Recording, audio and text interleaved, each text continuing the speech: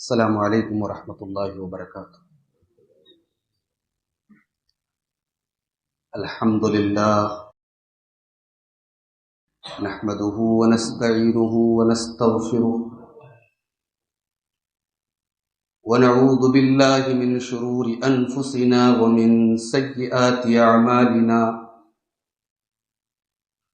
من يهده اللہ فلا مضل له ومن يضلل فلا هادي له، واشهد ان لا اله الا الله وحده لا شريك له، واشهد ان محمدا عبده ورسوله۔ يا ايها الذين آمنوا اتقوا الله حق تقاته ولا تموتن الا وانتم مسلمون۔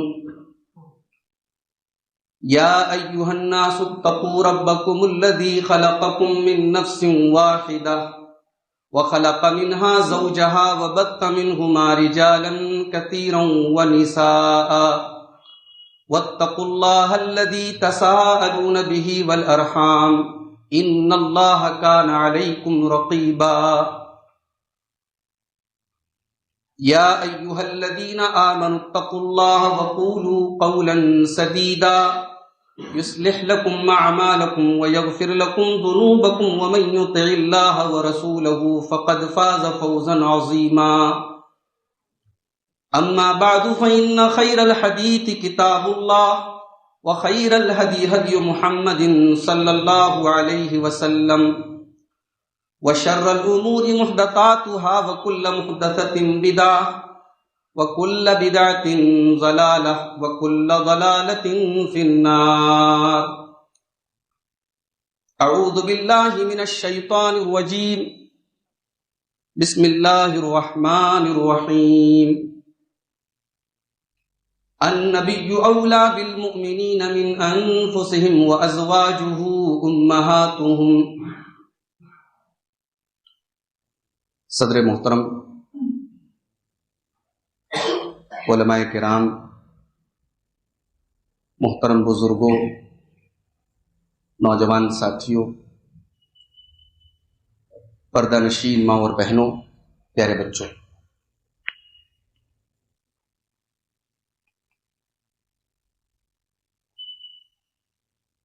مقامی جمعیت اہل حدیث مدن پورہ کے زیر اہتمام یہ بڑا اچھا سلسلہ چل رہا ہے۔ ازواج مطہرات، اللہ کے رسول صلی اللہ علیہ وسلم کی بیویوں کی سیرت بیان کرنے کا، اور اب تک الحمدللہ حضرت خدیجہ اور حضرت سودا، اللہ کے رسول صلی اللہ علیہ وسلم کی دو بیویوں کے حالات زندگی آپ نے سماعت کیے ہیں۔ آج مجھے آپ کے سامنے یہ ذمہ داری دی گئی ہے کہ رسول اکرم کے نکاح میں آنے والی آپ کی تیسری بیوی ام المومنین حضرت عائشہ صدیقہ رضی اللہ تعالیٰ عنہا کے حالات زندگی اور آپ کی سیرت کے کچھ اہم پہلو آپ کے سامنے بیان کروں۔ میرے بھائیوں، یوں تو اللہ کے رسول کی تمام بیویاں قابل احترام ہیں۔ رسول اکرم صلی اللہ علیہ وسلم کے ساتھ جو نسبت ہے، جو رشتہ ازدواج ہے، یہ خود اپنے آپ میں بہت بڑا شرف ہے۔ اللہ کے رسول کی ہر بیوی تمام اہل ایمان کی ماں ہے۔ اللہ تعالیٰ نے سورہ احزاب میں فرمایا، النبی اولی بالمؤمنین من انفسہم وازواجہ امہاتہم۔ نبی ایمان والوں کے نزدیک ان کی جان سے زیادہ پیارے ہیں، اور نبی کی تمام بیویاں اہل ایمان کی مائیں ہیں۔ اسی لیے ہم تمام بیویوں کا جب نام لیتے ہیں تو ہم ماں کا لفظ جو ہے ساتھ میں استعمال کرتے ہیں، یا ام المومنین ہم ساتھ میں استعمال کرتے ہیں۔ یہ ایک احترام ہے جو اللہ تعالیٰ نے اپنے نبی کی بیویوں کو دیا۔ مگر ظاہر ہے کہ نبی کی تمام بیویوں میں ہر بیوی کی اپنی ایک خصوصیت ہے، اپنا ایک امتیاز ہے، اپنی ایک آئیڈینٹی ہے، اپنی ایک پہچان ہے۔ آج ہم جس اللہ کے رسول صلی اللہ علیہ وسلم کی جس زوجہ محترمہ کے حالات آپ کے سامنے بیان کر رہے ہیں، یہ بیوی آپ کی اس لحاظ سے بہت خاص مقام رکھتی ہے کہ اللہ کے نبی نے کئی موقع پر اس بات کا اعلان کیا، اس بات کا اظہار کیا کہ میں عائشہ سے سب سے زیادہ محبت کرتا ہوں۔ حضرت عمرو بن عاص رضی اللہ تعالیٰ عنہ نے ایک مرتبہ اللہ کے رسول سے پوچھا، ای الناس احب الیک، اے اللہ کے نبی، لوگوں میں سب سے محبوب کون ہے آپ کو؟ سب سے زیادہ آپ کس سے محبت کرتے ہیں؟ اللہ کے رسول صلی اللہ علیہ وسلم نے بے ساختہ فرمایا،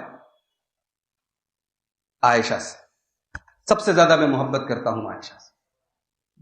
حضرت عمرو نے پوچھا کہ اللہ کے رسول، میں مردوں کی بات کر رہا ہوں، من الرجال، کہا کہ عائشہ کے والد سے، ابوہا، ان کے والد سے، حضرت ابو بکر سے میں سب سے زیادہ محبت کرتا ہوں۔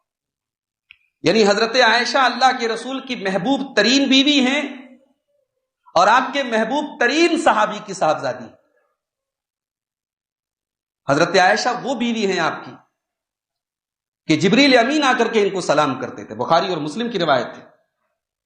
اللہ کے نبی نے فرمایا کہ اے عائشہ، ھذا جبریل یقرئکی السلام، جبریل تمہیں سلام کہہ رہے ہیں۔ حضرت عائشہ نے فوراً ان کے سلام کا جواب دیا، کہا علیک وعلیہ السلام ورحمۃ اللہ وبرکاتہ۔ اس کے بعد حضرت عائشہ نے یعنی شکوہ کے انداز میں بھی کہا کہ ترا ما لا ارا، اے اللہ کے رسول، جبریل آپ کو نظر آتے، مجھے تو نظر نہیں آتے، آپ نے دیکھا، آپ نے بتا دیا۔ اللہ کے رسول صلی اللہ علیہ وسلم کا جو حضرت عائشہ کے ساتھ جو تعلق تھا، ایک میریٹل لائف، ایک شادی شدہ زندگی کے لیے اس کو جاننا بہت ضروری ہے۔ اللہ کے رسول کی تمام بیویوں میں حضرت عائشہ اکلوتی ہیں جو کنواری تھی، باقی سب بیوہ تھیں یا مطلقہ تھیں۔ اب ظاہر ہے کہ بیوہ اور مطلقہ کے جذبات اور ایموشنز الگ ہوتے ہیں، اور ایک کنواری لڑکی کے جذبات الگ ہوتے ہیں۔ کنواری لڑکی کے نخرے زیادہ ہوتے ہیں، کنواری لڑکی کے جذبات، اس کی امنگیں، اس کے احساسات، اس کی فیلنگز الگ ہوتی ہیں۔ اللہ تعالیٰ کی طرف سے ایک مصلحت یہ بھی تھی حضرت عائشہ کے ساتھ اللہ کے رسول کے نکاح میں کہ آپ کی سیرت کا ایک یہ چیپٹر بھی ہمارے سامنے آ جائے جو ہم میں سے 90% لوگوں کو جس کا سابقہ کرنا پڑتا ہے کہ آدمی کی جب شادی ہوتی ہے تو عموماً کنواری لڑکی سے ہوتی ہے۔ اگر اللہ کے رسول صلی اللہ علیہ وسلم کے نکاح میں تمام بیوہ اور مطلقہ عورتیں ہوتی تو ہم ایک کنواری عورت کو جب اپنے نکاح میں لائیں، اس کے ساتھ کیسے ٹریٹ کریں، اس کے ساتھ کیسا سلوک کریں، سیرت نبی کا یہ چیپٹر ہمیں نہیں مل پاتا اگر اللہ کے رسول کا نکاح حضرت عائشہ سے نہ ہوتا۔ اور یہ بات نوٹ کر لیجیے کہ حضرت عائشہ کا نکاح اللہ کی طرف سے ہوا تھا۔ صحیح بخاری اور صحیح مسلم کی روایت ہے، اللہ کے نبی صلی اللہ علیہ وسلم کہتے ہیں کہ اے عائشہ، میں نے تو تمہیں اس وقت دیکھا تھا یجیء بکی الملک، فرشتہ تمہیں لے کر کے آیا تھا، فی سرقۃ من حریر، ریشم کے جوڑے میں لایا تھا، ریشم کے جوڑے میں تمہیں میرے سامنے لایا گیا، فکشفت عن وجہک، میں نے چہرہ کھول کے دیکھا تو بہت تم تھی، اور فرشتے نے مجھ سے کہا کہ ان ھذہ زوجک، یہ خاتون یہ آپ کی بیوی بنے گی۔ ابھی نکاح نہیں ہوا ہے اللہ کے رسول صلی اللہ علیہ وسلم کا حضرت عائشہ کے ساتھ، لیکن اللہ کے رسول کو ایسا دکھایا گیا فرشتے کے ذریعے کہ حضرت عائشہ آپ کی بیوی ہوں گی۔ تو اللہ کے رسول نے فرمایا ان یک ھذا من عند اللہ، اگر یہ اللہ کی طرف سے ہے، یمدہ اللہ، تو اللہ تعالیٰ اس چیز کو ضرور پورا کرے۔ حضرت عائشہ کی پیدائش ایک ایسے گھر میں ہوئی جس گھر میں تمام کے تمام لوگ مسلمان تھے، باپ ماں بھائی بہن سب مسلمان تھے۔ ایک ایسی فیملی میں حضرت عائشہ کی پیدائش ہوئی، مسلمان گھرانے میں پیدا ہوئی۔ نبوت کے 5ویں سال حضرت عائشہ کی پیدائش ہوتی ہے۔ جس گھر میں پیدا ہوئی اس گھر میں صبح شام قرآن پڑھا جاتا ہے۔ اللہ کے پیارے نبی صلی اللہ علیہ وسلم اس گھر میں روزانہ ایک چکر لگاتے ہیں، اللہ کے رسول کی بیٹھکیں ہوتی ہیں اس گھر میں۔ اس گھر کا ایک مکین، اس گھر کا گارجین، اس گھر کا مالک اللہ کے رسول صلی اللہ علیہ وسلم کے سب سے قریبی صحابی حضرت ابو بکر صدیق رضی اللہ تعالیٰ۔ ایک ایسے گھر میں حضرت عائشہ پیدا ہو. حضرت ابو بکر صدیق رضی اللہ تعالیٰ عنہ اپنی قوم اور اپنے خاندان میں ایک اونچا مقام رکھتے تھے. قوم کے درمیان اگر کوئی ایسا مسئلہ آتا تھا, کسی نے کسی کو قتل کر دیا, تو دیت کے جو کیس ہوتے تھے وہ اس پورے قبیلے میں, حضرت ابو بکر کے پورے قبیلے میں اس کا فیصلہ حضرت ابو بکر صدیق کرتے تھے. ان کی قوم کے اندر حضرت ابو بکر کا اپنا ایک مقام تھا. تو اس ماحول میں حضرت عائشہ آنکھیں کھولتی ہیں. یعنی اسلامی اعتبار سے بھی آپ کے والد کی ایک شخصیت ہے, اور سماجی اعتبار سے بھی جو لوگ مسلمان نہیں ہیں وہ بھی حضرت ابو بکر کا بڑا احترام کرتے ہیں. اور ایک بات میں آپ کو بتاؤں, ایک مرتبہ حضرت ابو بکر صدیق رضی اللہ تعالیٰ عنہ مکے والوں کے ظلم و ستم سے تنگ آ کر کے مکہ چھوڑ کے جا رہے تھے. تو راستے میں ان کا ایک دوست ملا جس کا نام تھا عبداللہ ابن دغینہ. اس نے کہا کہاں جا رہے ہو؟ کہا مکہ چھوڑ کے جا رہا ہوں. اب یہاں میرا رہنا دوبھر کر دیا گیا ہے, اسلام پر عمل کرنا مشکل ہے, میں اس شہر کو چھوڑ کے جا رہا ہوں. تو ابن دغینہ نے کیا جواب دیا تھا؟ کہ ان مثلک لا یخرج, اے ابو بکر تمہارے جیسے انسان نکلتے نہیں ہیں. لا یخرج ولا یخرج, تمہارے جیسے انسان کو شہر سے نکالا نہیں جاتا ہے, وطن سے نکالا نہیں جاتا ہے, اور تمہارے جیسا انسان وطن چھوڑ کے جاتا بھی نہیں ہے. فَإِنَّكَ تَصِلُ الرَّحِمَ وَتُكْسِبُ الْمَعْدُومَ وَتُقْرِي الضَّيْفَ وَتُعِينُ عَلَى نَوَائِبِ الْحَقِّ. اے ابو بکر تم رشتہ داروں کے ساتھ اچھا سلوک کرتے ہو, تم مہمانوں کی مہمان نوازی کرتے ہو, تم بے سہاروں کے سہارا ہو, تم حق کے لیے دوسروں کی مدد کرتے ہو. تمہارے جیسے انسان کو نکالا نہیں جا سکتا, میں تمہارے لیے کھڑا ہو جاؤں گا. ابو بکر صدیق کا یہ کیریکٹر ہمارے اور آپ کے لیے سبق ہے. ملک کے ان حالات میں بھئی ہمارا کردار ایسا ہو کہ ہمیں کوئی نکالنے کے بارے میں سوچے تو دوسرا کھڑا ہو کے کہے کہ یہ قوم نکالنے کے لائق نہیں ہے. ابو بکر صدیق کا یہ کردار تھا. اس باپ کی بیٹی حضرت عائشہ بچپن سے ہی بڑی ذہین تھی, کھیل رہی ہیں, گھر میں ماں قرآن پڑھ رہی ہے, باپ قرآن پڑھ رہے ہیں, قرآن کی تلاوت سن کر کے قرآن یاد کر لیتے. ذہین اتنی تھی, میموری زبردست تھی حضرت عائشہ. حضرت عائشہ کا نکاح کب ہوا اللہ کے رسول کے ساتھ؟ صحیح بخاری کی روایت ہے کہ میں 6 برس کی تھی جب میرا نکاح اللہ کے رسول صلی اللہ علیہ وسلم کے ساتھ ہو گیا, اور 9 برس کی عمر میں میری رخصتی ہوئی. اب یہ حدیث صحیح بخاری کی ہے, صحیح مسلم کی ہے. اب بعض لوگ کہتے ہیں کہ بھائی یہ حدیث تو سمجھ میں نہیں آتی. اب بعض لوگوں نے اس میں دماغ لگایا, کہا کہ بھائی اگر ہم یہ 6 اور 9 کو مان لیں گے تو اسلام کے دشمنوں کو بڑا جواب دینا پڑ جائے گا, بڑے اعتراضات ہوں گے. تو انہوں نے کہا یہ راوی سے چوک ہو گئی. راوی کو کہنا چاہیے تھا 16 سال, راوی نے کہہ دیا 6 سال. رخصتی کا جو ٹائم تھا راوی کو کہنا چاہیے تھا 19, راوی نے کہہ دیا 9 سال. راوی نے اشر کا لفظ چھوڑ دیا, یہ مسٹیک یہاں سے ہو گئی. میں ایک سوال کرتا ہوں میرے بھائی, کہ جن لوگوں کے اعتراض سے بچنے کے لیے آپ 6 کو 16 بنا رہے ہیں اور 9 کو 19 بنا رہے ہیں, کیا 16 اور 19 پر وہ خاموش ہو جائیں گے؟ اعتراض تو ان کو تب بھی رہے گا. ان کو تو اعتراض تب بھی رہے گا کہ بھئی 16 سال کی لڑکی سے 50 سال کی انسان نے کیسے شادی کر لی, 19 سال کی لڑکی سے 50 سال کے انسان نے کیسے شادی کر لی. تو جو اعتراض آپ کا 6 اور 9 میں ہے وہ 16 اور 19 میں بھی رہے گا. تو حدیث بالکل صحیح ہے, بخاری شریف کی حدیث ہے, مسلم شریف کی حدیث ہے. اب یہ سوال کہ 9 سال کی لڑکی رخصت ہو رہی ہے, اللہ کے رسول نکاح کر رہے ہیں, ایج کی اتنی گیپنگ ہے. بھائی آپ کے ہندوستان میں بہت سارے علاقوں میں ہوتی ہے, 10 سال کی 11 سال کی لڑکیوں کی شادی ہو جاتی ہے. ایج گیپنگ کی جہاں تک بات ہے وہ بھی الگ الگ ماحول, الگ الگ کلچر میں کہیں معیوب مانا جاتا ہے, کہیں معیوب نہیں مانا جاتا. ہم جب اللہ کے رسول کی سیرت کو پڑھیں اور سمجھیں تو ہم اس زمانے کے ایٹماسفیئر, اس زمانے کے ماحول کو بھی سامنے رکھیں. وہاں ایج گیپنگ کوئی میٹر نہیں تھی. اللہ کے رسول صلی اللہ علیہ وسلم نے اپنی عمر سے زیادہ کی بیوی سب سے پہلا جو نکاح آپ نے کیا حضرت خدیجہ سے, آپ کی عمر 25 برس کی, حضرت خدیجہ کی 40 سال کی. بھائی پہلی شادی تو زندگی میں آدمی جو کرتا ہے تو یہ تو سوچتا ہے کنواری سے کریں, اپنے سے کم سن سے کریں. ہمارے یہاں تو یہی ہے, اگر کوئی اچھا رشتہ آ جائے, لڑکی عمر میں زیادہ ہو, ریجیکٹ کر دیتے ہیں لوگ. صاحب ٹھیک ہے لڑکی اچھی ہے مگر ہمارے لڑکے سے بڑی نہیں چلے گی، ہمارے یہاں نہیں چلے گی، وہاں چلتی تھی، اس ماحول میں عیب نہیں تھا، وہاں 9 سال کی لڑکیاں بالغ ہوتی تھی، شادی کے قابل ہوتی تھی۔ آج بھی دنیا کے بہت سارے ممالک میں 10 سال کی 11 سال کی بچیاں بالغ ہوتی ہیں، شادی کے قابل ہوتی ہیں، میڈیکلی اور سائنٹیفکلی پروفڈ ہے یہ بات۔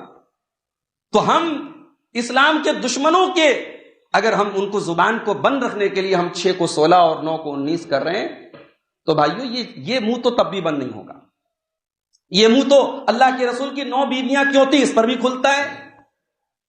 ہمارے پاس ان سب کا ایک جواب ہے کہ بھائی ہمارے رسول صلی اللہ علیہ وسلم نے جتنے نکاح کیے اللہ کے حکم سے کیے۔ اب ہم سوال اٹھانے والے ہم ہوتے کون، ہماری اوقات کیا ہے؟ ہم سوال اٹھا رہے اس کا مطلب ہم اللہ کے حکم پر سوال اٹھا رہے۔ رسول اکرم کے تمام نکاح اللہ کے حکم سے ہوئے تھے اور ہر نکاح میں مصلحت تھی۔ آپ سنیں گے اس سیریز میں اللہ کے رسول کی تمام بیویوں کے حالات آپ دیکھیں گے۔ ایسی بھی بیویاں ہیں آپ کی، آپ نے نکاح کیا، پورا قبیلہ مسلمان ہو گیا، پورے قبیلے کے لوگ قیدی ہو کر کے آئے ہیں، نبی نے نکاح کیا، صحابہ نے کہا نبی کے سسرال والوں کو ہم قیدی بنائیں گے، سب کو آزاد کر دیا، سب اسلام لے آئے۔ ایسا بھی نکاح آپ نے کیا ہے کہ آپ نے جس بیوی سے نکاح کیا باپ اسلام کا کٹر دشمن ہے، آپ نے اس کی بیٹی کو اپنے نکاح میں لیا، باپ کا دل مائل ہو گیا، باپ اسلام کی طرف آ گیا۔ تو حضرت عائشہ رضی اللہ تعالی عنہا سے نکاح جو ہے، اس وقت نکاح کے وقت حضرت عائشہ کی عمر 6 برس کی تھی، یہ خود حضرت عائشہ کہتی ہے، بخاری اور مسلم کی روایت۔ اس نکاح کی پہل کس نے کی؟ سیرت کی کتابیں ہمیں بتاتی ہیں حضرت خولہ بنت حکیم ایک صحابیہ تھی، انہوں نے اس نکاح کی تحریک چلائی، بڑا سمپل طریقے سے نکاح ہوا، 500 درہم اس نکاح کا مہر طے ہوا، نکاح پڑھانے والے حضرت ابوبکر صدیق خود لڑکی کے باپ ہیں، اور یہ نکاح آپ نے شوال کے مہینے میں۔ اس نکاح کے ذریعے اللہ کے رسول نے 3 بڑے اہم مقصد کو پورا کیا۔ ایک تو اس زمانے میں نکاح کے تعلق سے بھی بڑی رسم و رواج تھی، بہت ساری برائیاں تھیں، آپ نے بڑے سمپل طریقے سے، بڑے سادہ طریقے سے نکاح کیا۔ اللہ کے رسول صلی اللہ علیہ وسلم کی زندگی کا یہ ایک خاص چیپٹر ہے کہ آپ کے تمام جو نکاح ہوئے بڑے سادہ طریقے سے ہوئے۔ ہمارے یہاں سادہ طریقے سے نکاح کب ہوتے ہیں؟ جب دوسری شادی ہوتی ہے، بیوی مر گئی، اب دوسرا نکاح سادہ طریقے سے ہوگا۔ پہلے نکاح میں ہر آدمی کو جو ہے یہ ہوتا ہے کہ بھائی شادی بار بار تھوڑی ہوتی ہے، زندگی میں ایک ہی بار ہوتی ہے، لہٰذا جو جتنے رسم و رواج ہیں اور جتنی دھوم دھڑاکے ہیں سب ہوتے ہیں۔ اب ماشاءاللہ اہل حدیثوں کے یہاں آتش بازیاں ہو رہی ہیں۔ بھئی کون سی ایسی چیز ہے جو ہمارے سماج میں شادی بیاہ کے تعلق سے رائج ہے اور ہمارے یہاں نہیں ہو رہی ہے؟ تو یہ غلط فہمی آپ دور کر لیں کہ صرف آمین بول دینے سے ہم اہل حدیث ہو جائیں، یہ غلط فہمی آپ دور کر لیں کہ صرف سینے پر ہاتھ باندھ لینے سے ہم اہل حدیث ہو جائیں۔ ہمارا نکاح، ہمارا شادی بیاہ کا نظام یہ بھی سنت والا ہونا چاہیے۔ رسول اکرم نے درس دیا امت کو، سادہ طریقے سے نکاح۔ پھر یہ آپ کے دوست کی بیٹی ہیں، آپ کے منہ بولے بھائی کی بیٹی ابوبکر صدیق کی، بھائی بھائی کی بیٹی تو بھتیجی ہوتی ہے نا۔ نبی نے اپنے دوست کی بیٹی سے شادی کر کے دوسرا سبق یہ دیا کہ منہ بولے رشتے کی اسلام میں کوئی حیثیت نہیں۔ منہ بولا رشتہ نکاح اور وراثت وغیرہ پہ ایفیکٹ نہیں ڈالتا۔ آپ نے کسی کو بیٹا بنا لیا، بیٹا قرار دے دیا، بیٹے کے طور پہ اڈاپٹ کر لیا، وہ آپ کا بیٹا نہیں ہے۔ آپ کی بیوی اس کی ماں نہیں ہے اگر اس نے دودھ نہیں پلایا ہے، آپ کی وراثت کا وہ وارث نہیں ہے۔ ابوبکر صدیق آپ کے بھائی ہیں مگر آپ نے ان کی بیٹی سے نکاح کر کے یہ بتا دیا کہ یہ بھتیجی نہیں ہے میری۔ منہ بولے رشتے کی اسلام میں حیثیت نہیں۔ اور تیسرا پیغام آپ نے اس نکاح کے ذریعے یہ دیا، شوال کے مہینے میں آپ نے نکاح کیا۔ شوال میں نکاح اس زمانے میں منحوس سمجھا جاتا تھا، شوال کے مہینے میں نکاح کو لوگ اچھا نہیں سمجھتے تھے۔ ہمارے یہاں آج بھی بہت ساری چیزیں رائج ہیں، 3, 13, 23 کو بہت سارے لوگ منحوس سمجھتے، نہیں شادی کرتے۔ سفر کے مہینے میں بہت سے لوگ شادی نہیں کرتے، کہتے تیزی کا مہینہ ہے۔ سفر میں بچہ پیدا ہو جائے لوگ کہتے ہیں بڑا تیز بچہ ہوتا ہے، تیزی کے مہینے میں پیدا ہوا ہے۔ جہالت ہے میرے بھائیوں، یہ سب سارے مہینے اللہ کے بنائے ہوئے ہیں، نہ کوئی مہینہ تیز ہے نہ کوئی مہینہ دھیرا ہے، نہ کسی مہینے میں پیدا ہونے والا بچہ جو ہے منحوس ہوتا ہے نعوذ باللہ، نہ کوئی شادی کسی تاریخ میں منحوس ہے۔ یہ اسلام کے دشمنوں اور جاہلوں کی طرف سے ہمارے یہاں یہ سسٹم چلا ہے۔ آج بھی مسلمانوں کے جنتریاں بکتی ہیں، کتنے لوگ شادی بیاہ میں جنتری دیکھ کے شادی کرتے ہیں، وہاں تاریخ کے آگے لکھا رہتا ہے سعد نحس، یہ سعد ہے، یہ نحس ہے، یہ مبارک ہے، یہ منحوس ہے۔ شوال کا مہینہ منحوس سمجھا جاتا تھا، اللہ کے رسول نے حضرت عائشہ سے شوال کے مہینے میں نکاح کیا۔ یہ نکاح ہوتا ہے 11ویں سال، نبوت کے 11ویں سال، ہجرت کے پہلے یہ نکاح ہوتا ہے۔ ہجرت کے موقع پہ آپ جانتے ہیں اللہ کے رسول صلی اللہ علیہ وسلم حضرت ابو بکر صدیق کے ساتھ اکیلے گئے ہیں، فیملی مکہ میں، دونوں لوگوں کی فیملی، حضرت ابو بکر کی فیملی بھی اور اللہ کے رسول کی فیملی بھی مکہ میں۔ مدینہ جانے کے بعد، وہاں سیٹ ہونے کے بعد اور اپنے کمرے وغیرہ بنانے کے بعد اب اللہ کے رسول صلی اللہ علیہ وسلم نے بھی اور حضرت ابو بکر صدیق نے بھی اپنی اپنی فیملی کو بلوایا۔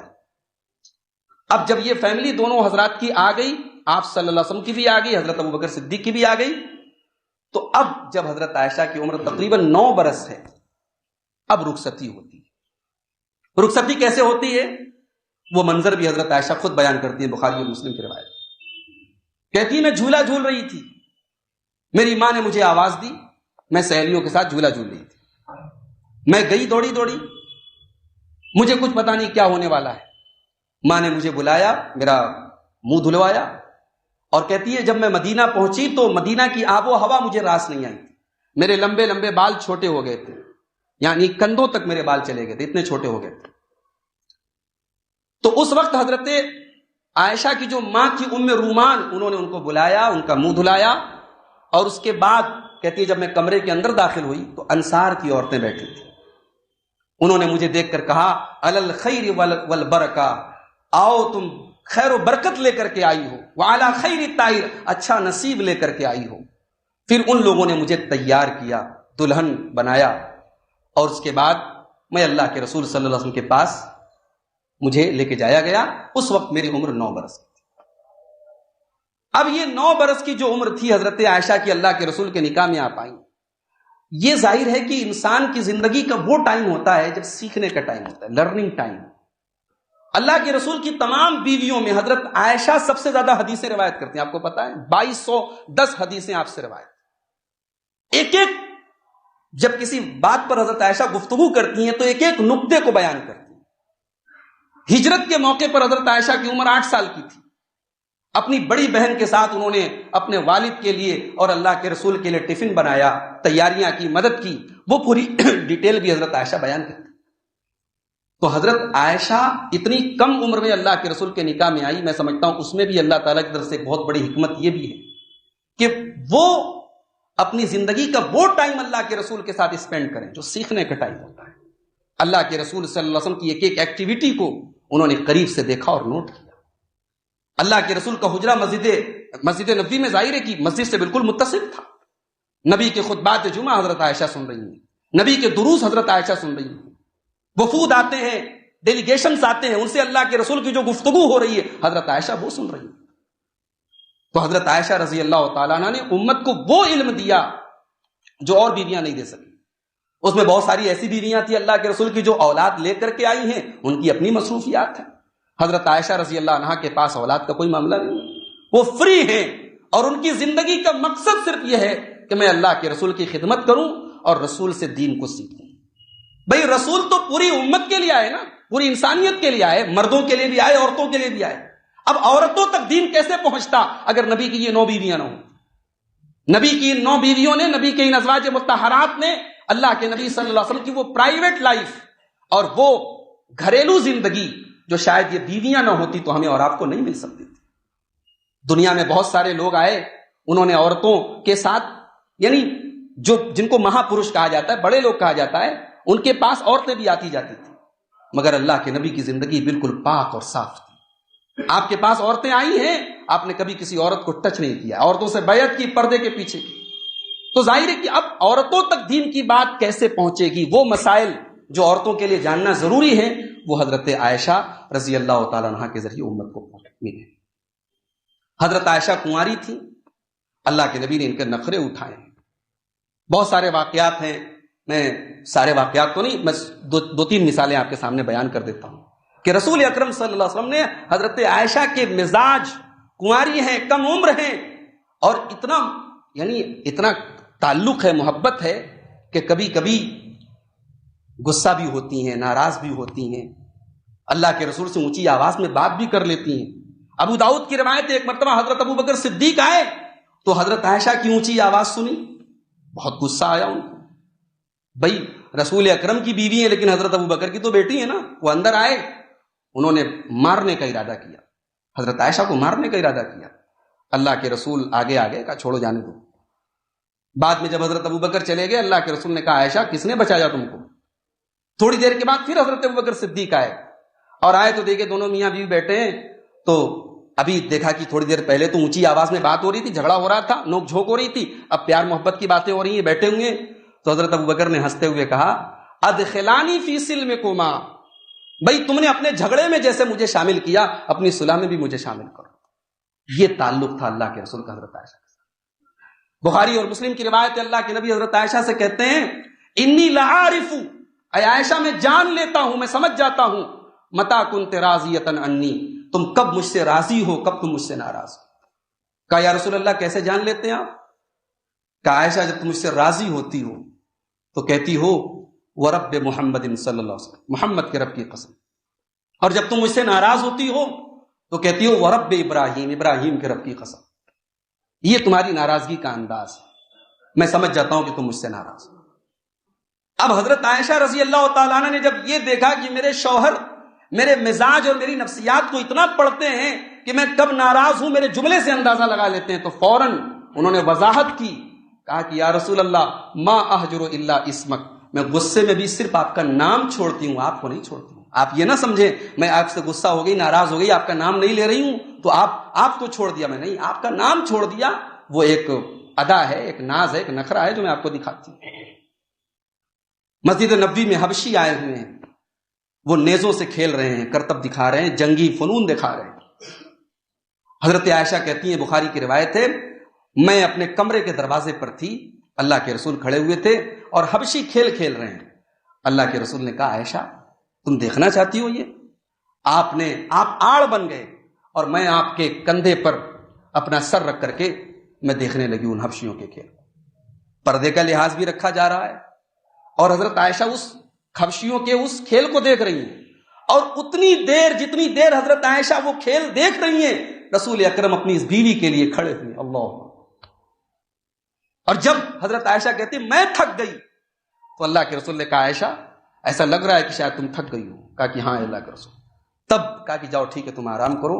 جب میں خود وہاں سے ہٹی تب اللہ کے رسول صلی اللہ علیہ وسلم وہاں سے ہٹے. یہ انداز تھا محبت کا. ایک مرتبہ مسند احمد کی روایت ہے، ایک غزوے میں اللہ کے رسول صلی اللہ علیہ وسلم جا رہے تھے، صحابہ بھی ساتھ میں تھے. آپ نے صحابہ سے کہا تقدموا، تم لوگ تھوڑا آگے بڑھ جاؤ. صحابہ آگے بڑھ گئے. اللہ کے رسول نے کہا عائشہ تعالی اسابقک، چلو ہم لوگ آج دوڑ کا مقابلہ کرتے ہیں. حضرت عائشہ کہتی ہے نہیں میری شادی ہوئی تھی اس وقت اور بدن بھی میرا ہلکا تھا، وزن بھی کم تھا. میں دوڑنے لگی اللہ کے رسول صلی اللہ علیہ وسلم کے ساتھ، فسابقتہ، میں آگے نکل گئی. اللہ کے رسول پیچھے رہ گئے، میں آگے نکل گئی. میں خوب ہنسی، مجھے خوب مزہ آیا. میں نے کہا دیکھیے میں نے تو آپ کو پچھاڑ دیا، آپ کو پیچھے کر دیا. رسول اکرم صلی اللہ علیہ وسلم خاموش ہو گئے. فلما بدنت، کچھ دنوں کے بعد جب میں تھوڑی ہیوی ہو گئی، تھوڑی میرے بدن کے اندر فیٹ آ گئی، تھوڑی میں موٹی ہو گئی اور میں اس واقعے کو بھول گئی. ایک دوسرا سفر تھا. اللہ کے پیارے نبی نے پھر صحابہ سے کہا کہ تھوڑا آگے بڑھ جاؤ. صحابہ آگے بڑھ گئے. اچھا ایک نقطہ یہ بھی ملا کہ بھئی میاں بیوی کے درمیان کا جو رشتہ ہے یہ پرائیویسی چاہتا ہے. اب یہ تھوڑی کہ پبلکلی میاں بیوی ایک دوسرے کے ساتھ اظہار محبت کریں. میاں بیوی کے رشتے میں ہنسی مذاق بھی ہونا چاہیے، انجوائمنٹ بھی ہونا چاہیے، مگر پرائیویسی کے ساتھ ہونا چاہیے. آپ نے صحابہ سے کہا آگے چلے جاؤ. صحابہ آگے چلے گئے. اب اللہ کے رسول نے کہا عائشہ چلو آج ایک بار پھر ہم مقابلہ کرتے ہیں. اب اس بار حضرت عائشہ کہتی ہیں اب میں اس اسپیڈ سے دوڑ نہیں پا رہی تھی، بدن میرا ہیوی ہو گیا تھا. میں دوڑنے لگی اور اس بار پیارے رسول صلی اللہ علیہ وسلم آگے نکل گئے، میں پیچھے رہ گئی. اب ہنسنے کی باری اللہ کے رسول کی تھی. آپ ہنس رہے تھے اور آپ نے فرمایا حاذہ بتلک، اے عائشہ یہ اس دن کا بدلہ ہے. ایک دن تم میرے آگے نکل گئی، آج میں تمہارے آگے نکل گیا. یہ محبت تھی، یہ تعلق تھا اللہ کے رسول کے ساتھ.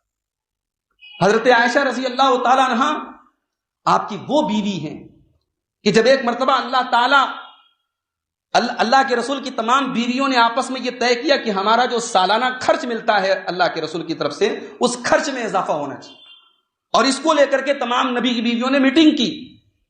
اللہ تعالیٰ کو اپنے نبی کی بیویوں کی یہ حرکت پسند نہیں آئی، اور سورہ احزاب کی آیت نمبر 28 اور 29 جس کو آیت تخیر کہا جاتا ہے وہ نازل ہوئی۔ یا ایھا النبی قل لأزواجك إن كنتن تردن الحياة الدنيا وزينتها فتعالين أمتعكن وأسرحكن سراحا جميلا وإن كنتن تردن الله ورسوله والدار الآخرة فإن الله أعد للمحسنات منكن أجرا عظيما۔ کتنی پیاری تعلیم ہے۔ اللہ تعالیٰ نے اپنے نبی کی بیویوں کو یہ پیغام دے کے امت کی عورتوں کو تعلیم دی۔ اے نبی اپنی بیویوں سے کہہ دو ان کنتن تردن الحیات الدنیا، اگر تم دنیا کی زندگی چاہتی ہو، وزینتہا، اور تم دنیا کا اٹریکشن چاہتی ہو، تم دنیا کا ڈیکوریشن چاہتی ہو، تم دنیا کی زیب و زینت چاہتی ہو، فتعالینا، تو آ جاؤ، امتعکن، میں تمہیں دنیا کا مال دے دیتا ہوں، واسرحکن سراحا جمیلا، لیکن میں تمہیں رخصت کر دیتا ہوں، پھر تم میرے گھر میں نہیں رہ سکتے۔ نبی کے گھر میں رہنا ہے تو دنیا کی زندگی سے اپنے من کو تھوڑا مارنا پڑے گا۔ ایسا نہیں نبی بھوکے نہیں رکھیں گے، تمہاری ضرورتوں کو پورا کریں گے، مگر فاقے کی ضرورت آئے گی تو فاقہ بھی کرنا پڑے گا۔ آج ہماری مائیں اور بہنیں غور کریں، شوہر اگر ایمانداری سے کام کر رہا ہے، محنت سے کام کر رہا ہے، اگر آپ کے شوق سنگار میں کچھ کمی ہو جائے تو میری بہنوں، دنیا کا یہ شوق سنگار دنیا کی حد تک ہے، دنیا کا یہ کپڑا، دنیا کی یہ تمام چیزیں دنیا کی حد تک ہیں۔ تھوڑا اپنے دل میں آخرت کا ڈر پیدا کرو، آخرت کا احساس پیدا کرو۔ ایسے کام نہ کرو، ایسی ڈیمانڈ نہ کرو کہ شوہر حلال کے بجائے حرام کرو کے اختیار کرے۔ نبی کی بیویوں کو پیغام دیا جا رہا ہے، تمہیں دنیا چاہیے، دنیا کی زیب و زینت چاہیے تو ٹھیک ہے، تمہیں ملے گی دنیا، نبی کے گھر میں پھر رہ نہیں سکتی، تو اپنے مقام کو نہیں سمجھ رہی ہو، تم دنیا کی سب سے مقدس ہستی کی بیوی ہو، نبی کی بیوی ہو، یہاں رہ کر کے تمہیں قربانیاں دینی پڑیں گی۔ وَإِن كُنتُنَّ تُرِدْنَ اللَّهَ، اگر تم اللہ کو چاہتی ہو، وَرَسُولَهُ، اور تم رسول کو چاہتی ہو، وَالدَّارَ الْآخِرَةَ، اور تم آخرت کے گھر کو چاہتی ہو، فَإِنَّ اللَّهَ أَعَدَّ لِلْمُحْسِنَاتِ مِنكُنَّ أَجْرًا عَظِيمًا، تو نیک عمل کرتی رہو، اللہ نے تمہارے لیے جنت تیار کر کے رکھی ہے۔ جب یہ دو آیتیں نازل ہوئی، اللہ کے نبی سب سے پہلے حضرت عائشہ کے پاس آئے، کہا کہ عائشہ ایک بات تم سے پوچھنی ہے، تمہیں جلدی نہیں کرنا ہے، تم اس مسئلے میں اپنے ماں باپ سے رائے لے لو، مشورہ کر لو، اس کے بعد مجھے بتانا۔ کہا کیا بات ہے اللہ کے رسول؟ آپ نے قرآن کی یہی دو آیتیں پڑھ کے سنائی۔ کہا یہ اللہ کی طرف سے یہ حکم آیا ہے، اللہ نے مجھے اپنی بیویوں کو یہ حکم سنانے کو کہا ہے، اب تمہیں چوائس کرنا ہے، تم دنیا چاہتی ہو یا اپنے رسول کے سنگ رہنا چاہتی ہو، رسول کے ساتھ رہنا چاہتی ہو۔ کیا جواب دیا حضرت عائشہ نے؟ کہا اے اللہ کے رسول، افی ھذا استعمل ابویہ، اے اللہ کے رسول کیا میں اس کے بارے میں اپنے ماں باپ سے رائے لوں گی؟ واللہ لقد اخترت اللہ ورسولہ، میں نے چن لیا، میری چوائس بالکل کلیئر ہے، میں اللہ اور اس کے رسول کو چاہتی ہوں، نہیں چاہیے دنیا کی یہ دولت، نہیں چاہیے، آپ جتنا کھلا دے، جتنا پہنا دے اتنا کافی ہے، آپ کو چھوڑ کے کہیں اور نہیں جانا ہے۔ اللہ، یہ حضرت عائشہ کا جواب تھا، اور یہی جواب تمام بیویوں نے دیا۔ اسی لیے اللہ تعالیٰ نے اپنے نبی کی بیویوں نے جب اتنی بڑی قربانی دی کہ دنیا کی دولت نہیں چاہیے، دنیا کا عیش و آرام نہیں چاہیے، نبی کے اس چھوٹے سے کمرے میں جس کی لمبائی اتنی تھی کہ امام حسن بصری کہتے ہیں کہ نبی کی بیویوں کے حجرے میں جب میں داخل ہوا، میں نے دیکھا کہ میرا ہاتھ اس کمرے کی چھت کو ٹچ کر جاتا ہے۔ نبی کے کمروں میں، نبی کے حجروں میں کوئی فرنیچر نہیں ہے، کوئی عیش و آرام کی چیزیں نہیں ہیں، نبی نے ایک سمپل اور سادہ زندگی گزاری، اور نبی کی تمام بیویوں نے اس زندگی کو گزارا۔ میرے بھائی، تو جب نبی کی بیویوں نے اتنی بڑی قربانی دی تو اللہ نے ان کو کیا انعام دیا؟ اللہ نے ان کو اپنے نبی کی بیوی دنیا میں بھی رکھا اور آخرت میں بھی رکھا، اور اسی کے بعد اللہ تعالیٰ نے وہ آیت نازل کی کہ اے نبی، آپ کو اختیار نہیں ہے، اب آپ کسی بیوی کو بدل نہیں سکتے، جتنی بیویاں آپ کے نکاح میں آ گئی آپ طلاق نہیں دے سکتے، آپ ان کو بدل کے کسی اور بیوی سے نکاح نہیں کر سکتے. اب یہ بیویاں آپ کی دنیا میں بھی آپ کی بیوی ہیں اور آخرت میں بھی آپ کی بیوی. تو حضرت عائشہ رضی اللہ تعالیٰ عنہ نے آیت تخیر کے موقع پر ایک بڑا بہترین اگزامپل پیش کیا اور تمام بیویوں نے پھر اسی اگزامپل کو اپنایا. اور آگے بڑھیے. حضرت عائشہ کی زندگی میں ایک بڑا اہم موڑ آیا جب واقع افک پیش آیا. منافقوں نے آپ کے اوپر جھوٹی تہمت لگائی. اور کیسے تہمت لگائی, کیا واقعہ ہوا؟ حضرت عائشہ نے ایک لمبی حدیث بیان کی ہے جو بخاری اور مسلم کے اندر موجود ہے, اور اس میں پوری ایک ایک واقعے کی ڈیٹیل انہوں نے بیان کی. غزوہ بنی مستلق سے اللہ کے نبی لوٹ رہے تھے. راستے میں حضرت عائشہ قضاء حاجت کرنے کے لیے گئی. قضاء حاجت کر کے واپس آئی تو اپنے گلے پر انہوں نے دیکھا میں جو ہار پہن کے آئی تھی ہار گر گیا. وہ ہار لینے کے لیے واپس چلی گئی. ادھر قافلے کی روانگی کا ٹائم آ گیا. حضرت عائشہ وزن کے اعتبار سے ہلکی پھلکی تھی. ان کے ہودج کو اٹھانے والوں نے اٹھا کے اونٹ پہ رکھا. انہیں محسوس بھی نہیں ہوا کہ اس ہودج کے اندر حضرت عائشہ نہیں ہے, اور قافلہ روانہ ہو گیا. حضرت عائشہ رضی اللہ تعالیٰ نے جب ہار لے کر کے آئیں تو دیکھا وہاں کوئی نہیں ہے. اب جہاں پر ان کا اونٹ تھا, جہاں پر ان کا ہودج تھا, وہ وہیں پہ بیٹھ گئی کہ تلاش کرنے والے آئیں گے تو مجھے اپنی جگہ پا لیں گے. قافلے کے پیچھے ایک صحابی تھے حضرت صفوان بن معطل سلمی رضی اللہ تعالیٰ. ان کو ذمہ داری دی اللہ کے رسول صلی اللہ علیہ وسلم نے کہ قافلے کا کوئی سامان وغیرہ گر جائے, کوئی بچہ یا کوئی چیز اگر رہ جائے تو وہ پیچھے نگرانی کریں اور لے کے آ جائیں. انہوں نے آئے. حضرت عائشہ وہیں بیٹھی تھی اور حضرت عائشہ کی آنکھ لگ گئی تھی, اور آیت حجاب نازل ہونے کے پہلے انہوں نے حضرت عائشہ کو دیکھا بھی تھا. حضرت عائشہ کو پہچانتے تھے. انہوں نے ایک نظر ڈالی اور اس کے بعد انا للہ و انا الیہ راجعون پڑھا. حضرت عائشہ کی نیند کھلی. انہوں نے فوراً اپنا چہرہ دوسری طرف کر لیا. حضرت صفوان رضی اللہ تعالیٰ عنہ نے اونٹ کو بٹھایا. حضرت عائشہ سوار ہوئی اور اونٹ کی نکیل پکڑ کے حضرت صفوان قافلے کے پیچھے پیچھے پہنچے. بس دونوں کے درمیان کوئی گفتگو بھی نہیں ہوئی, کوئی بات چیت بھی نہیں ہوئی. لیکن اب منافقین کو اور خاص طور سے عبداللہ ابن ابی کو ایک نیا ایشو مل گیا. انہوں نے مدینہ آنے کے بعد یہ افواہ اڑانی شروع کر دی کہ نعوذ باللہ حضرت عائشہ رضی اللہ تعالیٰ عنہ نے غلط کام کیا ہے, بدکاری کی ہے, اور حضرت صفوان کے ساتھ. اب یہ سارا مسئلہ مدینہ کے اندر افواہوں کی شکل میں چل رہا ہے. منافقین مزے لے لے کے بیان کر رہے ہیں, اور اس میں 3 مسلمان بھی انوالو ہو گئے. حضرت حسان بن ثابت, حضرت مستہ بن اوساسا, اور اللہ کے رسول کی سالی تھی حضرت زینب کی بہن تھی حضرت حمنہ بنت جہش. یہ 3 مسلمان, باقی سب منافقین تھے, 3 مسلمان بھی اس معاملے میں انوالو ہو گئے. حضرت عائشہ کو کوئی خبر نہیں. وہ کہتی ہے میں آئی, میں بیمار پڑ گئی تھی, بیماری کے ایام تھے, میں زیادہ تر آرام کرتی تھی, لیکن میں نے یہ محسوس کیا کہ اللہ کے رسول صلی اللہ علیہ وسلم کا رویہ پہلے جیسا نہیں ہے. آپ میرے پاس آتے ہیں اور پوچھتے ہیں عائشہ کیف تیکم, کیا حال ہے, طبیعت کیسی ہے, بس طبیعت کا پوچھتے ہیں, حال پوچھتے چلے جاتے ہیں اور کچھ گفتگو نہیں کرتے, میرے پاس نہیں بیٹھتے. تو میں نے یہ محسوس کیا کہ محبت میں کچھ کمی ہے. 1 مہینہ گزر گیا. کہتی ہیں کہ ایک دن میری خالہ تھی حضرت ام مستہ, حضرت مستہ کی ماں, ان کے ساتھ میں رات کو قضاء حاجت کرنے کے لیے گئی تو راستے میں ان کا پیر پھسل گیا. پیر جیسے ہی پھسلا ان کے منہ سے نکلا تئیس مستہ, برباد ہو جائے میرا بیٹا مستہ. مجھے بڑی حیرت ہوئی. میں نے کہا اپنے بیٹے کو بد دعا کر رہی ہوں, بیٹا بھی وہ جو بدری صحابی ہے, بدر میں شامل ہوا ہے. کہا کہ اے عائشہ تمہیں کچھ خبر بھی ہے میرے اس بیٹے نے کیا گل کھلائے ہیں؟ اور پھر حضرت ام مستہ نے پورا واقعہ سنایا. اب حضرت عائشہ کہتی ہیں اب میری طبیعت تو خراب تھی, اب میں اور بیمار پڑ گئی. میں نے اللہ کے رسول سے کہا کہ یا رسول اللہ میں اپنے گھر جانا چاہتی ہوں, مائکے جانا چاہتی ہوں. اللہ کے رسول نے کہا ٹھیک ہے چلی جاؤ. کہتی ہے مائکے جانے کا مقصد یہ تھا کہ اپنے والدین سے جا کر کے پوچھوں کہ ان کا کیا اس معاملے میں کیا اسٹینڈ ہے. کہتی ہے جب میں مائکے آئی اور میں نے اپنی ماں سے پوچھا کہ ماں تمہیں کچھ خبر ہے؟ کہا مجھے سب خبر ہے. کہا پھر تم کیا کہتی ہو؟ تو ماں نے کیا جواب دیا؟ ماں نے کہا حبنی علیکی, اے عائشہ اپنے دماغ کو پرسکون رکھو, آرام سے رہو. دیکھو جب کوئی عورت اپنے شوہر کی نگاہ میں محبوب ہوتی ہے, وَلَہَا ذَرَائِرْ, اور اس کی بہت ساری سوتنیں بھی ہوتی ہیں, تو لوگ طرح طرح کی باتیں بناتے ہیں. یہ تو دنیا کا دستور ہے, سوتنیں ہیں تو کچھ باتیں بنیں گی, کچھ کھٹپٹ ہوگی, سارے معاملات ٹھیک ہو جائیں گے, تم پرسکون رہو. ماں نے تسلی تو دے دی مگر حضرت عائشہ کو تسلی نہیں ہوئی. وہ کہتی ہے میرے جو آنسو بہنے شروع ہوئے, لا یرقولی دمع ومقتحلت بنوم, نہ تو میرے آنسو رکنے کا نام لے رہے تھے, نہ رات میں مجھے نیند آ رہی تھی. اتنا روئی میں, اتنا روئی کہ ایسا لگا کہ کہیں میرا کلیجہ نہ پھٹ جائے.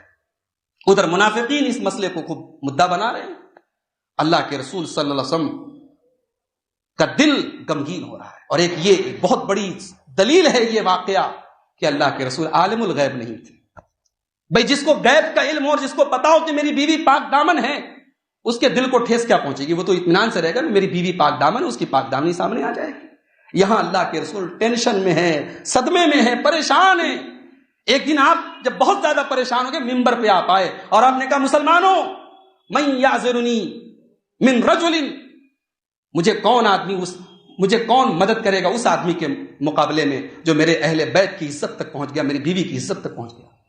وہ میری ایسی بیوی پر جھوٹا الزام لگا رہا ہے جس کے بارے میں ما علمت علیہا الا خیرا، اس بیوی کو میں نے کبھی بھلائی کے علاوہ اس بیوی کے اندر کچھ نہیں دیکھا، اور ایسے آدمی کے ساتھ میری بیوی کا نام جوڑ رہے ہیں ما علمت علیہ الا خیرا، کہ اس کو بھی میں نے آج تک بھلائی کے علاوہ کچھ کرتے ہوئے نہیں دیکھا. جب اللہ کے رسول نے ممبر سے یہ بات کہی، آپ کا اشارہ تھا عبداللہ ابن ابی کی طرف، تو عبداللہ ابن ابی کا تعلق جو تھا وہ قبیلے خزرج سے تھا. اب انصار کے دو قبیلے تھے، اوس اور خزرج. اب اس مسئلے کو لے کر کے اوس اور خزرج میں آپس میں کہا سنی ہو گئی اور قریب تھا کہ لڑائی جھگڑا ہو جائے. اللہ کے رسول صلی اللہ علیہ وسلم نے صلح صفائی کر، ٹینشن میں تھے اللہ کے رسول. آپ نے حضرت اسامہ ابن زید سے پوچھا، وہ نبی کے گھر میں آتے جاتے تھے، نبی کے گھر میں رہتے تھے. پوچھا تم بتاؤ تمہاری کیا رائے؟ کہا یا رسول اللہ میں آپ کے اہل و عیال کے بارے میں، آپ کی فیملی کے بارے میں جتنا میں جانتا ہوں، ما علمت علیہا الا خیرا، میری رپورٹ یہ ہے کہ میں نے آپ کی بیوی کے اندر، آپ کے اہل بیت کے اندر کبھی کوئی عیب نہیں دیکھا. پھر آپ نے حضرت علی سے پوچھا، علی تم کیا کہتے ہو؟ حضرت علی رضی اللہ تعالیٰ عنہ نے ایک اصولی جواب دیا.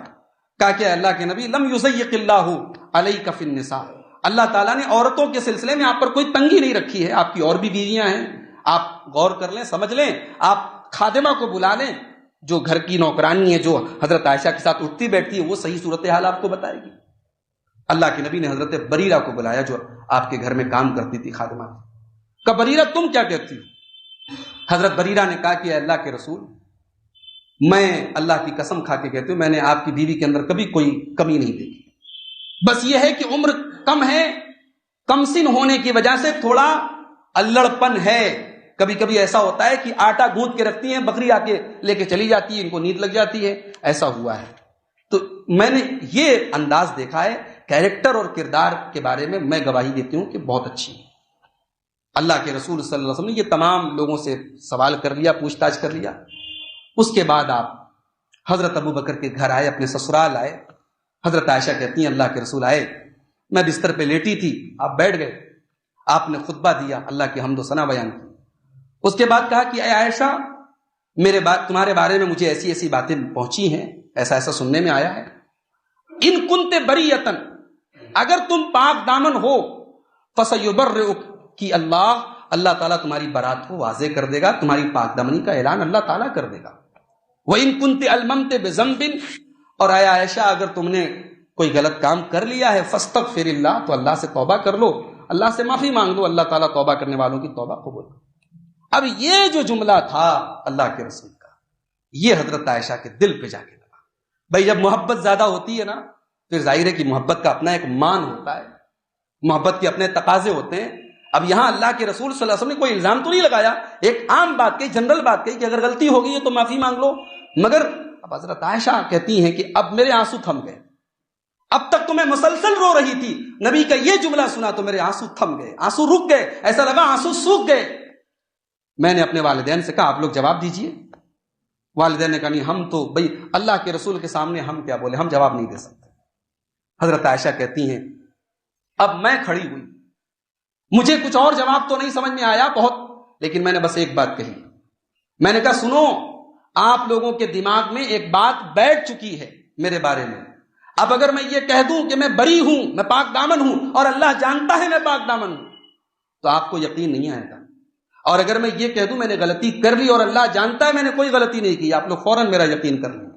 تو میں تو وہی بات کہوں گی جو یوسف کے باپ نے کہی تھی، حضرت یعقوب نے کہی تھی، فصبر جمیل واللہ المستعان علی ما تصفون. ہم اس مسئلے پر صبر جمیل کریں گے اور اللہ سے مدد کی دعا کریں گے، اللہ ہی مدد کرنے والا ہے. اب حضرت عائشہ کہتی ہے میں نے یہ جملہ کہا اور پلٹ گئی، میں نے اپنا رخ موڑ دیا، میں وہاں سے چلی گئی. اب فوراً اللہ کے رسول صلی اللہ علیہ وسلم کے اوپر قرآن کی وحی کا نزول شروع ہوا. اور جب قرآن کی آیتیں نازل ہوتی تھی تو اللہ کے رسول کے چہرے کی کیفیت بدل جاتی تھی. کہتی ہیں کہ سردی کا موسم تھا لیکن آپ کے چہرے پر پسینے موتیوں کی طرح چمکنے لگے. میں سمجھ گئی کہ وحی کا نزول ہو رہا ہے. حضرت عائشہ کہتی ہیں کہ مجھے یہ تو پتا تھا کہ اللہ تعالیٰ میری پاک دامنی کا اعلان کرے گا، لیکن مجھے یہ اندازہ نہیں تھا کہ میرا مقام اللہ تعالیٰ اتنا اونچا کر دے گا کہ میرے بارے میں قرآن کی آیتیں نازل ہو جائیں گی جن کو قیامت تک پڑھا جائے گا. مجھے یہ اندازہ نہیں تھا. مجھے یہ لگا کہ شاید اللہ کے رسول کو خواب میں دکھا دیا جائے کہ آپ کی بیوی بے قصور ہے، پاک دامن ہے. لیکن جب وہاں پہ وحی کا نزول ہوا اور اللہ کے رسول کے اوپر قرآن کی آیتیں اتری، سورہ نور کی 10 آیتیں اتری، آیت نمبر 11 سے لے کے آیت نمبر 20 تک. جب وہ وحی کی کیفیت ختم ہوئی، اللہ کے رسول نارمل پوزیشن میں آئے تو پہلا جملہ آپ نے ہنستے ہوئے کہا، عائشہ لقد برأک اللہ، اللہ نے تیری برات کا اعلان کر دیا. اور جیسے ہی نبی نے یہ جملہ کہا، میری ماں نے کہا، میرے باپ نے کہا، اٹھو اور اللہ کے رسول کا شکریہ ادا کرو. تو اب ظاہر ہے اب یہاں پر بھی وہی مسئلہ آتا ہے، بیوی ہیں اور بیوی کا نخرہ ہے، بیوی کا اپنا ایک ناز ہے. انہوں نے کہا میں ان کا کیوں شکر ادا کروں، میں اللہ کا شکر ادا کروں گی، اللہ نے میرے بارے میں قرآن کی آیت نازل. تو وہ 10 آیتیں جو ہیں سورہ نور کی آیت نمبر 11 سے 20 تک، اس میں اللہ تعالیٰ نے اعلان کر دیا، ان الذین جاؤوا بالافک، جن لوگوں نے یہ جھوٹ گڑا ہے. اللہ نے اس کو جھوٹ کہا، افک کہا، بہتان کہا اللہ نے. اور آگے اللہ نے کہا لولا اذ سمعتموه ظن المؤمنون والمؤمنات بانفسهم خیرا. ارے تم نے یہ بات سن کر کے یہ فوراً مومن مردوں نے اور مومن عورتوں نے یہ کیوں نہیں کہہ دیا کہ ھذا افک مبین، یہ تو کھلا ہوا جھوٹ ہے. اس کے بعد اللہ نے یہ کہا کہ اگر زنا کی تہمت لگائی کسی نے تو 4 گواہ کیوں نہیں لایا. کسی بھی پاک دامن مرد یا کسی پاک دامن عورت کے اوپر زنا کی تہمت لگانا اسی دن سے اتنا بڑا جرم قرار دیا گیا کہ اگر آپ نے کسی پاک دامن عورت پر زنا کی تہمت لگائی اور آپ کے پاس ثبوت نہیں ہے، 4 گواہ نہیں ہیں، تو 80 کوڑے کی سزا الزام لگانے والے کو ملے گی. تو وہ جو 10 آیتیں نازل ہوئیں وہ قیامت تک قرآن کا حصہ ہے. حضرت عائشہ کہتی ہیں اللہ میرے بارے میں بولے گا، مجھے یہ اندازہ نہیں تھا. اسی لیے ہم حضرت عائشہ کا جب نام لیتے تو ہم صدیقہ کہتے ہیں کہ یہ وہ اللہ کی بندی ہے، اس کی صداقت کی گواہی 7 آسمان کے اوپر سے آئی ہے، جن کی پاک دامنی اور جن کے اوپر الزام لگانے والے جہنم میں جائیں گے اور برے انجام سے 2-4 ہوں گے، یہ قرآن نے گواہی دی. اور 3 جن مسلمانوں نے اس مسئلے میں جو انوالو ہوئے تھے، حضرت حسان بن ثابت، حضرت مصطح بن اساسہ اور حضرت حمنہ بنت جحش، ان کو بھی 80 کوڑے کی سزا دی گئی، جو یعنی الزام لگانے کی جو سزا ہے، جو حد قذف ہے، جو کسی پاک دامن عورت پر الزام لگانے کی سزا ہے، ان تینوں کو سزا دی گئی. منافقوں کو کوئی سزا نہیں دی گئی، منافقوں کا انجام اللہ تعالیٰ نے بتا دیا، وہ جہنم میں جائیں گے. تو یہ حضرت عائشہ رضی اللہ تعالیٰ عنہ ہے. اللہ کے رسول کی وفات جب ہوئی، آپ کی وفات کے موقع پر جب آپ مرض الموت میں تھے، آپ بار بار یہ تمنا کر رہے تھے، اس بات کا اظہار کر رہے تھے کہ میں عائشہ کے پاس جانا چاہتا ہوں. آپ بار بار پوچھتے آج کس کے یہاں میری باری ہے، کیف این اکون غدن، کل میں کہاں رہوں گا. بیویاں سمجھ گئی کہ اللہ کے پیارے نبی اپنی زندگی کی آخری ایام اپنی بیوی عائشہ کے پاس گزارنا چاہتے ہیں. تمام بیویوں نے کھلے دل سے اجازت دے دی، یا رسول اللہ آپ اپنی بیماری کے یہ ایام جس بیوی کے یہاں چاہیں گزار سکتے ہیں. تو حضرت عباس اور حضرت علی رضی اللہ تعالیٰ عنہ کے سہارے اللہ کے پیارے نبی صلی اللہ علیہ وسلم حضرت عائشہ کے حجرے میں آئے اور زندگی کے آخری ایام آپ نے حضرت عائشہ کے حجرے میں گزارے. حضرت عائشہ کبھی کبھی کہتی تھی کہ مجھے اس بات پر فخر ہے کہ میرے نبی کا میرے ساتھ اتنا گہرا تعلق تھا کہ نبی کی وفات اس دن ہوئی جس دن میری باری تھی، سوموار کے دن آپ کا انتقال ہوا، اور نبی کا انتقال میرے حجرے میں ہوا اور میری گود میں ہوا. اس حال میں اللہ کے نبی دنیا سے گئے ہیں، انہو لبین سحری و نحری، کہ میرے گردن اور میرے سینے کے درمیان اللہ کے رسول کا سر تھا. وخالت ریقہ ریقی، اور اللہ کے رسول جب اس دنیا سے گئے ہیں تو آپ کا لعاب اور آپ کا تھوک میرے تھوک سے مل گیا. آخری وقت میں حضرت عبد الرحمن ابن ابی بکر حضرت عائشہ کے بھائی وہ مسواک کر رہے تھے، پیارے نبی کی نظر پڑی، آپ نے کہا، اشارہ کیا آپ نے حضرت عائشہ کو. حضرت عائشہ سمجھ گئی کہ مسواک کرنا چاہتے ہیں. حضرت عائشہ نے اپنے بھائی سے مسواک لی اور اپنے دانتوں سے اس مسواک کو نرم کیا اور پھر وہ مسواک پیارے نبی صلی اللہ علیہ وسلم نے کی. تو اس طریقے سے اللہ کے رسول کا لعاب حضرت عائشہ کے لعاب کے ساتھ مل گیا. اور اللہ کے رسول کی وفات کی پوری ڈیٹیل اور تفصیلات بھی حضرت عائشہ نے امت تک پہنچائی کہ کس طریقے سے اللہ کے رسول نے آخری اوقات میں کون کون سی وصیتیں کی، کون کون سی باتیں کہیں، وہ سارا پیغام حضرت عائشہ نے امت تک پہنچایا. اللہ کے نبی کی جب وفات ہوئی، حضرت عائشہ کی عمر 18 برس کی تھی. اس وفات کے بعد بھی حضرت عائشہ رضی اللہ تعالیٰ عنہ تقریباً 47 برس باحیات رہی، اور سن 58 ہجری میں حضرت عائشہ کی وفات ہوتی ہے. حضرت عائشہ رضی اللہ تعالیٰ عنہ کے علم کی گواہی بڑے بڑے صحابہ نے دی. اور ابھی آج میری نظر سے کتاب گزری، امام زرکشی کی ایک کتاب ہے الاجابہ لایراد مستدرکت عائشہ علی الصحابہ، یعنی حضرت عائشہ نے صحابہ کرام کے بہت سارے مسائل سے صحابہ کرام سے اختلاف کیا، اور اپنا ایک الگ اسٹینڈ ان کا تھا، جو جس مسئلے تک، جس بات تک دوسرے صحابہ کی رسائی نہیں تھی، وہاں تک حضرت عائشہ کی رسائی تھی. ایسے تمام مسائل کو امام زرکشی کی 200 پیج کی کتاب ہے، انہوں نے اکٹھا کیا. حضرت عائشہ کے علم کا یہ حال تھا. یہ امام زہری کہتے ہیں کہ اگر تمام امت کی عورتوں کا علم ایک طرف کر دیا جائے اور حضرت عائشہ کا علم ایک طرف کر دیا جائے تو حضرت عائشہ کا علم بھاری پڑے گا. امام مسروق بہت بڑے تابعی ہیں، ان سے پوچھا گیا کہ حل کانت عائشہ تحسن الفرائض، کیا حضرت عائشہ علم فرائض بھی جانتی تھی؟ تو کہتے ہیں والذی نفسی بیدہ لقد رأیت مشیخۃ اصحاب رسول اللہ صلی اللہ علیہ وسلم یسألونہا عن الفرائض، میں نے بڑے بڑے بزرگ صحابہ کو دیکھا کہ وہ حضرت عائشہ سے فرائض کے مسئلے پوچھتے ہیں. حضرت امام عبد الرحمن ابن ابو سلمہ کہتے ہیں، جو تابعی ہیں، وہ کہتے ہیں کہ میں نے تمام صحابہ کرام میں، اللہ کے رسول کے تمام صحابہ اور صحابیات میں آپ کی سنتوں کا حضرت عائشہ سے بڑا کوئی جانکار نہیں دیکھا، اور کسی مسئلے میں ولا افقہ رأی، ان کی رائے سے زیادہ صحیح اور مناسب رائے میں نے کسی کی نہیں دیکھی. تو یہ صحابہ کرام کے کمنٹس ہیں، ان کے تبصرے ہیں جو انہوں نے حضرت عائشہ کے بارے میں کیے ہیں. میرے پیارے بھائیوں، آج امت کی عورتوں کے لیے حضرت عائشہ ایک مثال ہے. حضرت عائشہ نے 2210 حدیثیں روایت کی ہیں، اور یہ وہ حدیثیں ہیں جن کے اندر امت کو نماز کے طریقے بتائے گئے، غسل کے طریقے بتائے گئے، وضو کے طریقے بتائے گئے، نبی کی زندگی کے پرائیویٹ مسائل بتائے گئے. حضرت عائشہ نے پردے میں رہ کر، اسلامی شرم و حیا کے دائرے میں رہ کر امت کو یہ علم دیا، امت کی عورتوں کو یہ درس دیا کہ تمہارے لیے اسلام کی تعلیمات علم دین سیکھنے کی راہ میں رکاوٹ نہیں ہے. تمہارا پردہ اور تمہارا اسلامی حد کے اندر رہنا یہ علم دین سیکھنے اور سکھانے کی راہ میں رکاوٹ نہیں ہے. تم علم دین سیکھو اور امت کی لڑکیوں کو، امت کی بیٹیوں کو علم دین سکھاؤ. حضرت عائشہ تو بہرحال وہ امت کی روحانی ماں تھی، انہوں نے تو مردوں کو بھی فتوے دیے اور مردوں کو بھی مسائل سکھائے. ہمارے یہاں کی عورتیں دین سیکھ کر کے کم سے کم عورتوں تک تو دین کی باتیں پہنچا سکتی ہیں.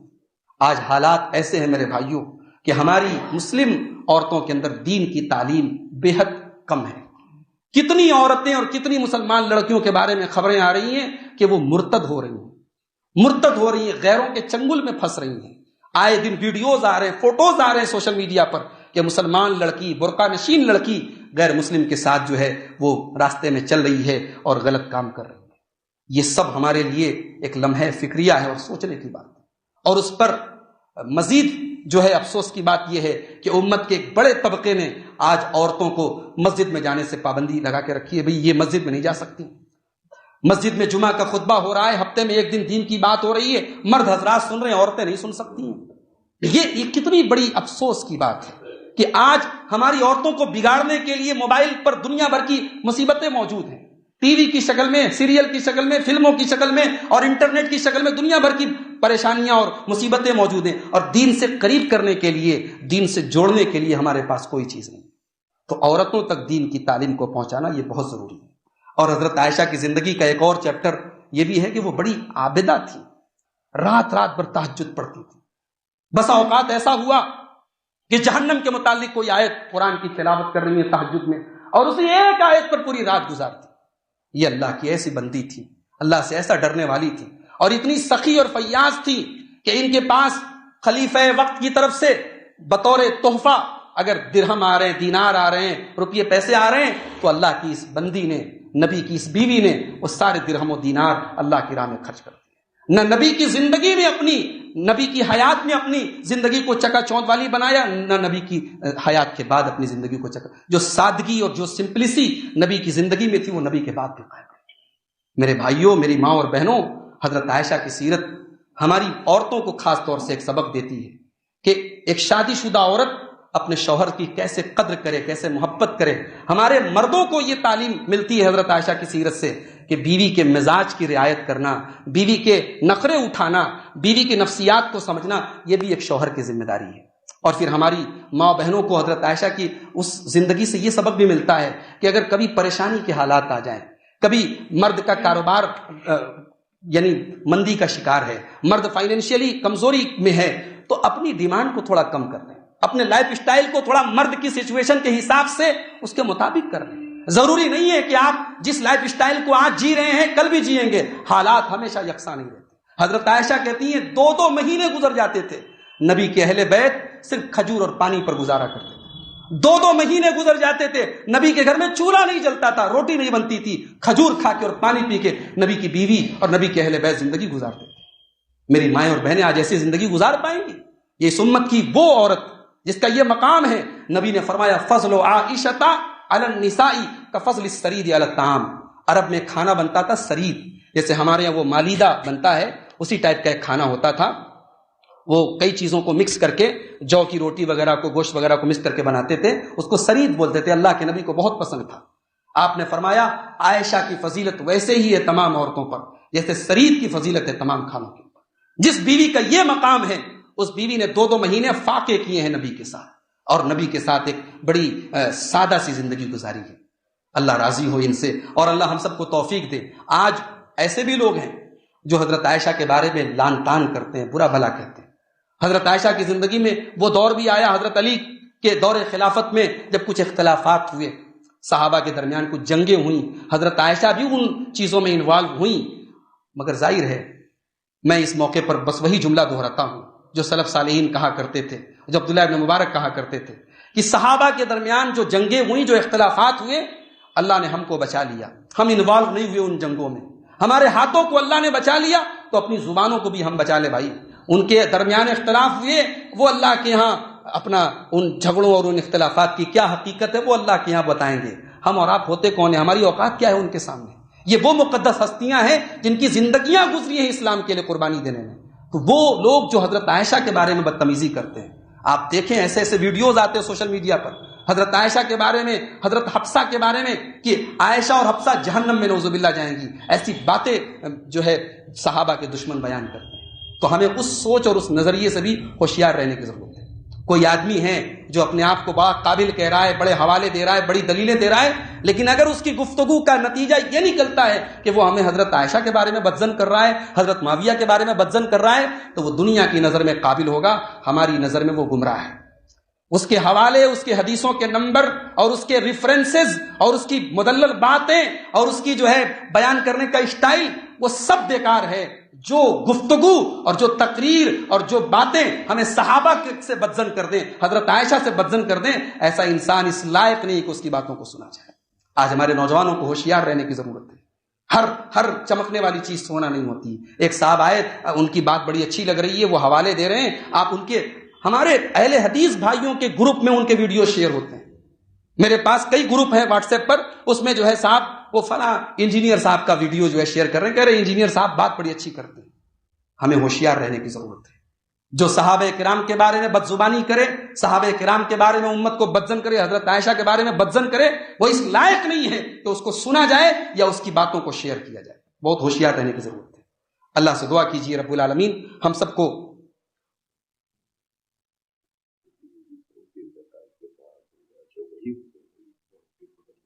جی. حضرت عائشہ رضی اللہ تعالیٰ عنہ کی ایک خصوصیت یہ بھی تھی کہ ان کے ہی حجرے میں جہاں اللہ کے رسول کی وفات ہوئی، اسی حجرے میں اللہ کے رسول کو دفن کیا گیا، اور اسی حجرے میں حضرت عائشہ نے پوری زندگی گزاری. اور آپ کو یہ بھی جان کر کے حیرت ہوگی کہ حضرت ابو بکر صدیق رضی اللہ تعالیٰ عنہ بھی اسی حجرے میں دفن ہوئے، اور بعد میں جب حضرت عمر رضی اللہ تعالیٰ عنہ کے اوپر قاتلانہ حملہ ہوا تو حضرت عمر رضی اللہ عنہ نے باقاعدہ اپنے بیٹے عبداللہ ابن عمر سے کہا کہ جا کے حضرت عائشہ سے اجازت لو کہ میں اپنے دونوں ساتھیوں کے پہلو میں ان کے بغل میں دفن ہونا چاہتا ہوں. اور جب حضرت عبداللہ ابن عمر آئے تھے حضرت عائشہ کے پاس اجازت لینے، تو حضرت عائشہ رو رہی تھیں، لیکن انہوں نے اجازت دے دی، اور اجازت دیتے ہوئے یہ کہا کہ میں آج اپنا حق اور اپنا حصہ میں حضرت عمر کو دے رہی ہوں. میں یہ چاہتی تھی کہ اس جگہ میں دفن کی جاؤں، مگر یہ حضرت عمر کی وصیت اور ان کی یہ خواہش ہے، تو ٹھیک ہے میں اپنے حق کو قربان کرتی ہوں۔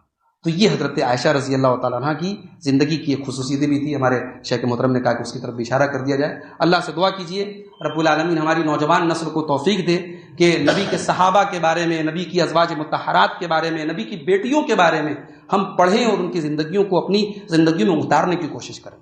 میرے بھائیوں، آپ سوشل میڈیا اور موبائل کا جو استعمال کرتے ہیں اس استعمال میں کچھ اچھی چیزوں کو ایڈ کر لیں۔ آپ انٹرنیٹ پر معتبر علماء کے وہ بیانات اور وہ لیکچرز اور وہ سیریز جو صحابہ کے متعلق ہے، اور یا وہ جو صحابیات کے متعلق ہے، اپنے گھر کی عورتوں کو سنائیں۔ یا اگر پڑھنے کا شوق ہے تو بہت اچھی بات ہے، کتابیں موجود ہیں، بڑی اچھی کتابیں موجود ہیں۔ مجھے یاد آتا ہے مولانا عبد المالک مجاہد ہیں، دارالسلام پبلشرز کے مالک ہیں، ان کی اس موضوع پر بڑی اچھی اچھی کتابیں ہیں، سنہری کرنیں اور سنہرے واقعات صحابہ کے صحابیات کے۔ تو ان کی وہ پوری جو سیریز ہے کتابوں کی، وہ ہر گھر میں ہونی چاہیے، وہ ہر گھر میں ہونی چاہیے، اس لیے کہ یہ جو نبی کی بیٹیاں ہیں، نبی کی بیویاں ہیں، یہ ہمارے ایمان میں ان کی زندگیوں کو جب ہم پڑھتے ہیں ہمارے ایمان میں اضافہ ہوتا ہے، ہمیں احساس ہوتا ہے کہ ہمیں کیا ہونا چاہیے تھا اور ہم کیا ہیں۔ تو اللہ تعالی ہم سب کو ان صحابہ اور صحابیات کی زندگیوں کو پڑھنے کی اور ان سے عبرت و نصیحت حاصل کرنے کی توفیق عطا فرمائے۔ رب العالمین ہمارے اندر جو کوتاہیاں ہیں، جو کمیاں ہیں، جو برائیاں ہیں، اللہ ان سب کی اصلاح کرنے کی توفیق عطا فرمائے۔ رب العالمین ہر بلا ہر وبا سے ہم سب کی حفاظت کرے۔ اللہ تعالیٰ جو ہم میں سے بیمار ہیں ان کو شفا کامل عاجل عطا فرمائے، جو روزی روٹی سے پریشان ہیں اللہ ان کے کاروبار میں برکت نصیب فرمائے۔ اللہ جب تک دنیا میں زندہ رکھے اسلام پر زندہ رکھے اور خاتمہ ہم سب کا ایمان پر ہو، آمین۔ وآخر دعوانا ان الحمد للہ رب العالمین، والسلام علیکم ورحمۃ اللہ۔